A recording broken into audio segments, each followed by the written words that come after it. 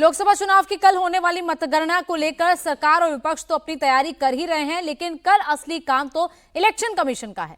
लेकिन जिस तरह कुछ राजनीतिक दलों ने चुनाव प्रक्रिया को कटघरे में लाकर खड़ा करने की कोशिश की है, उस पर क्लैरिफिकेशन देने आज चीफ इलेक्शन कमिश्नर अपने दोनों चुनाव आयुक्तों के साथ मीडिया के सामने आए। मुख्य चुनाव आयुक्त राजीव कुमार ने कहा कि बहुदलीय प्रतिनिधि मंडल यानी सत्ता पक्ष और विपक्ष के नेताओं ने चुनाव आयोग से मिलकर जो जो मांगे की हैं, उन्होंने सबको मान लिया गया है। ऐसे में काउंटिंग या फिर ईवीएम पर सवाल खड़ा करने का एजेंडा समझ से परे है। मल्टी पार्टी डेलीगेशन में हमसे कुछ डिमांड की गई थी, हम सबको मान लिया। उनका कहना था कि लिखित में कि सीसीटीवी मॉनिटर्ड मूवमेंट होना चाहिए कंट्रोल यूनिट्स का। डन होगा, होता ही है। जाली लगी होती है, उसके बीच में से निकलती जाती है, होगा। Verification of current date and time display होना चाहिए, मैंने पहली स्लाइड में ही दिखाया, वो तो हमारी इंस्ट्रक्शन में लिखा है, होगा, मान लिया। स्टार्ट एंड एंड टाइम दिखाया जाना चाहिए, दिखाया जाएगा, जरूर दिखाया जाएगा, वो दिखाया जाना भी है, हमने मान लिया। मशीन के टैग्स को, ये कल की डिमांड्स हैं, तो स्लिप्स एंड टैग्स को वेरीफाई किया जाना चाहिए, जरूर किया जाना चाहिए। सीयू आने के बाद उसकी चेकिंग होनी चाहिए, स्टाफ को करनी चाहिए, काउंटिंग स्टाफ को।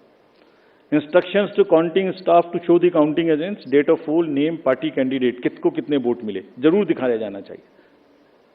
काउंटिंग ऑफिशियल्स को रिकॉर्ड करने का मौका दिया जाना चाहिए कि मशीन उससे पहले नेक्स्ट रूम में जाए, जरूर किया जाना चाहिए। एवरी राउंड का रिजल्ट वहां डिस्प्ले करना चाहिए हर एआरओ को हॉल में। 70 साल से एक प्रोसेस चला आ रहा है, रोबस्ट प्रोसेस।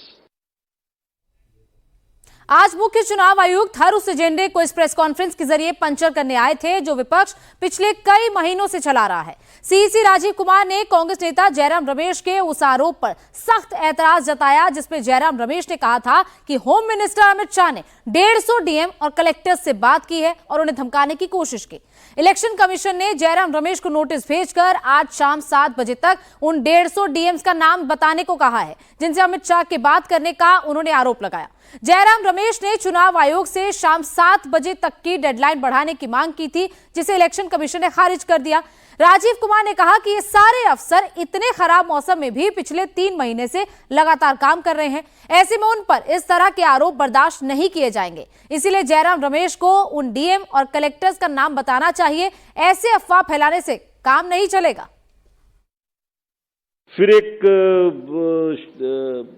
माहौल बनाया गया कि देखिए ये मतलब कैसे हो सकता है ऐसा कि लार्ज नंबर में आरओज को इन्फ्लुएंस कर दिया गया है,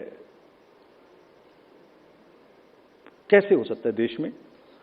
वो जो मैंने जिनकी फोटोज दिखाई थी आपको, जो काम कर रहे हैं पिछले 3-3 महीने से गर्मी में, कोई पूरी कंट्री के 800, 900, 700, 600, 500 लोगों को इन्फ्लुएंस कर सकता है? कर सकता है तो बताइए किसने किया, हम उसको सजा देंगे, हम उसको सजा देंगे, हम उसे बताना चाहिए। यहाँ पर आपको यह बताना जरूरी है कि जब तक इलेक्शन कोड ऑफ कंडक्ट यानी कि आदर्श चुनाव आचार संहिता लागू रहती है, तब तक सारे प्रशासनिक अधिकारी यानी कि कलेक्टर, डीएम और एसएसपी इलेक्शन कमीशन के अंडर रहते हैं। चुनाव आयोग ही उनका काम तय करता है, चुनाव आयोग को ही उनके ट्रांसफर का अधिकार भी होता है। ऐसे में जयराम रमेश ने जब अमित शाह पर 150 डीएम और कलेक्टर से बात करने का आरोप लगाया तो चुनाव आयोग ने इसे गंभीरता से लिया है। मुख्य चुनाव आयुक्त राजीव कुमार ने कहा कि कभी वोटर लिस्ट, कभी ईवीएम और कभी रिटर्निंग ऑफिसर्स को लेकर अफवाह फैलाई जा रही है। पहले तो उन्होंने इस हल्के में लिया, लेकिन अब वो इसे स्वीकार नहीं करेंगे। कभी वोटर लिस्ट खराब है, कभी ईवीएम खराब है, कभी ये खराब है, कभी काउंटिंग में एआरओ की टेबल पे आदमी नहीं है, 150 डीएम से बात कर ली। What is this happening in the country? ये फेक नैरेटिव है जो चल रहा है। हम इसको समझने में पूरी तरीके से फेल किए, ये हम एडमिट करते हैं। आप समझ गए हैं। इलेक्शन प्रोसेस को लेकर लगाए जा रहे आरोपों पर चुनाव आयोग ने तो सारी सच्चाई लोगों के सामने रख दी, लेकिन यह भी एक हकीकत है कि विपक्ष ने ईवीएम से लेकर वोटिंग में गड़बड़ी को लेकर पिछले 2-3 महीनों से जो नैरेटिव चलाया, उसका असर जमीन पर दिख रहा है। खासकर विपक्ष के समर्थक ये मानकर बैठे हैं कि इंडिया अलायंस की जीत तय है और अगर एनडीए जीता तो ये ईवीएम में गड़बड़ी का नतीजा होगा।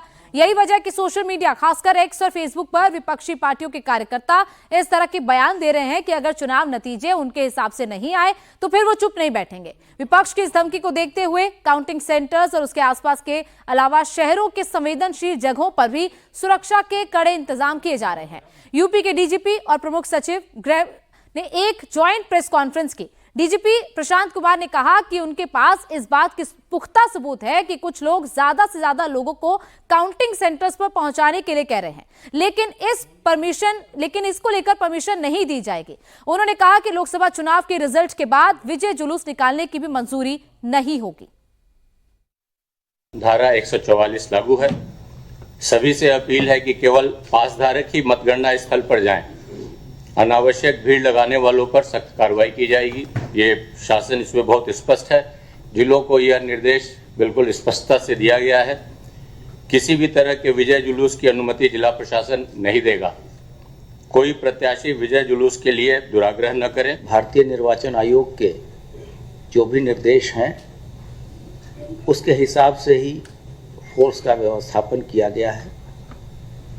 फोर्स का व्यवस्थापन त्रिस्तरीय है। जो इनर मोस्ट घेरा होगा वो जो केंद्रीय सुरक्षा बल प्रदत्त की गई है उसके द्वारा किया जाएगा। मध्यम घेरा पीएसी के द्वारा लैस होगा तथा आउटर मोस्ट जो घेरा होगा वो स्थानीय पुलिस के द्वारा मैन किया जाएगा। हम लोगों ने कुछ क्यूआरटी भी लगाए हैं, एंटी राइट इक्विपमेंट्स भी लगाए हैं। सीसीटीवी कैमरा का जो आने जाने के रास्ते हैं वहाँ भी सीसीटीवी लगाई गई हैं।